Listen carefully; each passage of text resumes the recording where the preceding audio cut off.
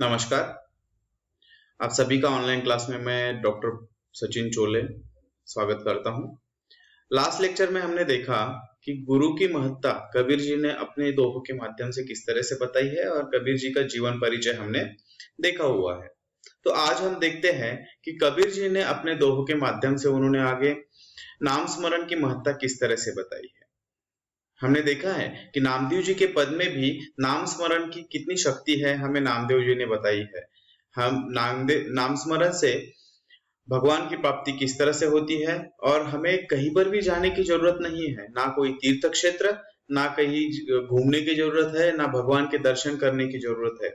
हम अगर सिर्फ मन से सात्विक भाव से अगर भगवान का नाम लेते हैं तो भगवान की प्राप्ति हमें हो जाती है। इस तरह का नामदेव जी ने भी बताया है और कबीर जी ने अपने दोहों में उसका महत्व किस तरह से बताया है, यह हम अभी देखते हैं।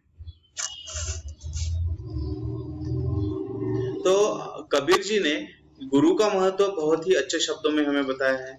हमने उनका यह दोहा देखा है, सदगुरु की महिमा अनंत, अनंत किया उपकार, अनंत लोचन अनंत उघाड़िया, अनंत दिखावन हार, गुरु गोविंद दो खड़े काके लागू पाय, बलिहारी गुरु अपने जिन गोविंद दियो बताए। इस तरह का हमने कबीर जी का जो गुरु का महत्व है यह हमने देखा हुआ है। तो आज हम देखते हैं कि नाम स्मरण की महत्ता क्या है। तो नाम स्मरण के बारे में बताते वक्त संत कबीर जी यहाँ पे कहते हैं कि चिंता तो हरि नाव की और न चिंता दास, जे कुछ चित्तवे राम बिन सोई काल की हास, पंच संगी पीव पीव करे छठा जू सुमिरे मन, आई सुती कबीर की पाया राम रतन। चिंता यानी चिंता, चिंता जो हरि नाम की और न चिंता दास, मुझे सिर्फ और सिर्फ हरि नाम की चिंता है, मुझे और कोई चिंता, मैं भगवान का दास हूं, मुझे सिर्फ हरि नाम की चिंता है, मेरे जीवन में सिर्फ हरि नाम को महत्व है, मुझे और किसी चीज की चिंता नहीं है। मैंने मेरा जीवन पूरा राममय कर दिया है। कबीर जी कहते हैं कि मैंने मेरा जीवन पूरा राममय कर दिया है, मुझे सिर्फ राम नाम की चिंता है, बाकी किसी चीज की चिंता मुझे नहीं है। मुझे इस संसार में दूसरा कुछ दिखाई नहीं देता है।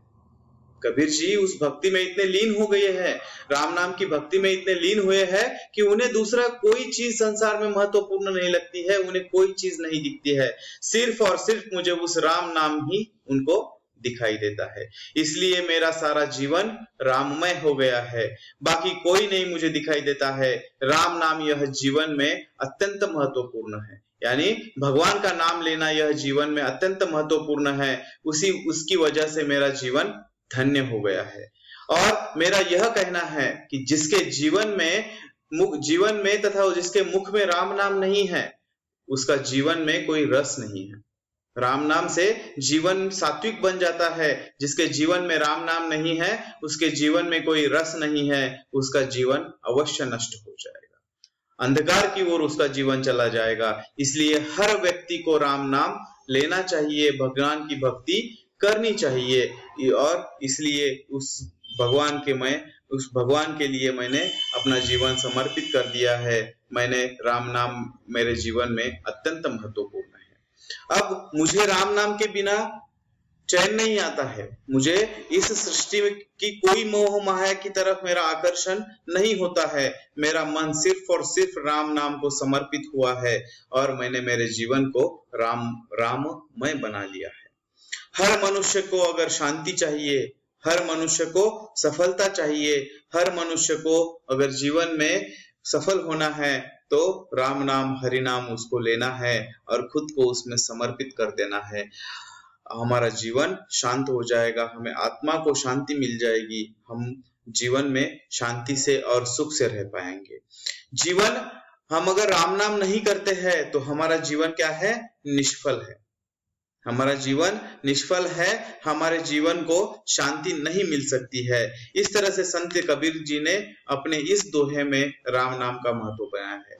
वह उनको कोई भी चिंता सताती नहीं है, वह सिर्फ और सिर्फ राम नाम लेते हैं और उन्होंने राम नाम भगवान की भक्ति में खुद को समर्पित कर दिया है। इसलिए वह कहते हैं कि चिंता तो हरि नाव की और न चिंता दास, जे कुछ चित्तवे राम बिन सोई काल की हास। आगे वह राम नाम का महत्व बताते हुए वह आगे कह रहे हैं, आगे वह राम नाम स्मरण की महत्ता बताते हुए वह कह रहे हैं कि पंच संगी पीव करे, छठा जू सुमिरे मन, आई सुती कबीर की पाया राम रतन। पंचसंगी पीव, पंचसंगी यानी हमारे जो पंच अंग है, पंचेंद्रिय है, जैसे कि कान, त्वचा, आंखें, नाक, जीवा, यह जो पंचेंद्रिय है, तो वह कहते हैं कि नाम स्मरण में इस यह जो पंचेंद्रिय है वह मैंने नाम स्मरण में लीन हो गए हैं। वह कहते हैं कि यह सारे जो पंचेंद्रिय है वह राममय हो गए हैं, सभी शरीर के इंद्रिय राम के भक्ति में लीन हो गए। कबीर जी मन, तन, धन सभी उन्होंने राम नाम में लगा दिया है। वह कहते हैं कि पंचसंगी पीव करे, छठा जू सुमिरे मन, मेरे जो पंचेंद्रिय है वो सभी राम नाम में लीन हो गए हैं, मेरा मन भी पूरी तरह से राममय ब्रह्ममय बन गया है। सभी इंद्रिय, शरीर, मन, यह सभी राम को याद करते हैं, यह सभी राम के भक्ति में लीन हो गया है। इस राम नाम की मुझे समाधि लग गई है। समाधि लेना मतलब ये कोई आम इंसान की बात नहीं है। समाधि में वो राम नाम की ये सभी इंद्रिय, उनका मन पूरी तरह से समाधि में लीन हो गया है राम नाम की। आगे वह कहते हैं कि आई सूत कबीर की पाया राम रतन। इस राम नाम ने मुझे समाधि लग गई है, सिर्फ उस राम के लिए मुझे जीना है, उन्हें सिर्फ राम के लिए जीना है और इस संसार की कोई मोह माया उनको आकर्षित नहीं करती है। इस राम नाम में वह लीन हो गए हैं, समाधि उन्होंने ली है और उन्हें सिर्फ उस राम नाम के लिए जीना है। इस तरह से कबीर जी के सभी पंचेंद्रिय और मन क्या हुआ है, पूरी तरह से राममय हो गया है। यहाँ पे सुती यानी समाधि लेना, समाधि की अवस्था को सुति कहते हैं। तो सुति, उनको समाधि लग गई है, उनका मन समाधि की अवस्था में हो गया है। ऐसी कठिन अवस्था में नाम स्मरण और ऐसी कठिन श्रद्धा के बाद उनको राम रतन की प्राप्ति हुई है।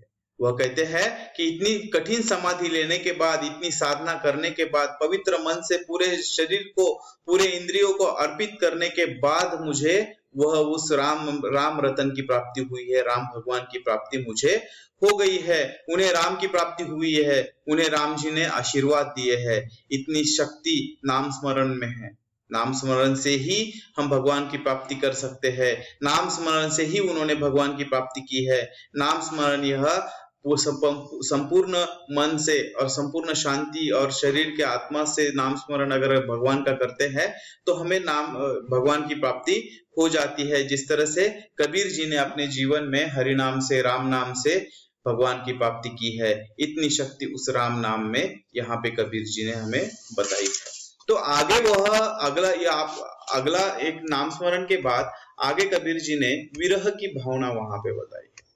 विरह की भावना, विरह यानी दूर जाना, किसी की याद में खो जाना।